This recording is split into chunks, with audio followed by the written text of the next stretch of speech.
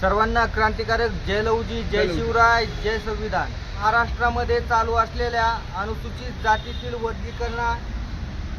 वर्गीकरणाला अनुसंगून म्हणजे वर्गीकरणाचा राग मनात धरून मुंबईतील ठाणे जिल्ह्यात राहणारा जो राजू थाटे नावाचा स्वतःला बौद्ध समजतो असा जो व्यक्ती आहे, तो जाणीवपूर्वक आणि महाराष्ट्रामध्ये दंगलीचं वातावरण पेटवण्याच्या उद्देशाने तो मातंग समाजाच्या महापुरुषांना, महाराष्ट्रातील प्रत्येक महापुरुषाला तो पूर्ण खालच्या पातळीला जाऊन जे वक्तव्य करतोय आणि महापुरुषांचा अपमान करतोय, त्या संबंधित या ठिकाणी आम्ही निवेदन देण्यासाठी आलो आहोत।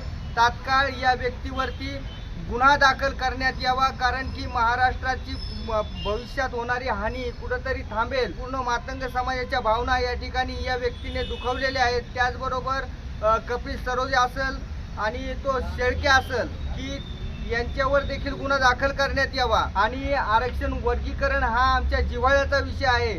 तो शासकीय दरबारामध्ये जो कायदेशीररित्या त्याचा न्याय आम्हाला मिळेल तो मिळेल, परंतु त्याला अनुसंगून जे समाजाला मागत्या किंवा मागू अशा वेगवेगळ्या पद्धतीने समाजाला हीन लेखलं जाते, हीन भाषेमध्ये बोललं जातंय, हे थांबण्यासाठी मी या ठिकाणी शासनाला विनंती करतो। ज्या व्यक्ती आहेत समाजाविषयी बोलणाऱ्या यांच्यावर तात्काळ गुन्हे दाखल करून हे कुठंतरी थांबलं पाहिजे, एवढी या ठिकाणी मी आपणास विनंती करतो। सदर घटनेचा या ठिकाणी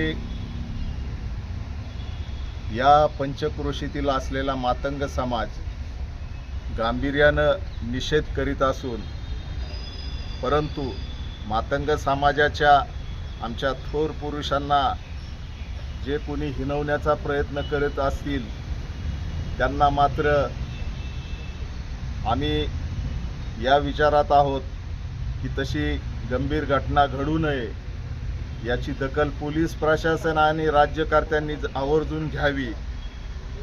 आणि ज्यांना असं वाटत असेल की मातंग समाज हा दूधखुळा आहे, तर त्यांनी एक लक्षात ठेवावं,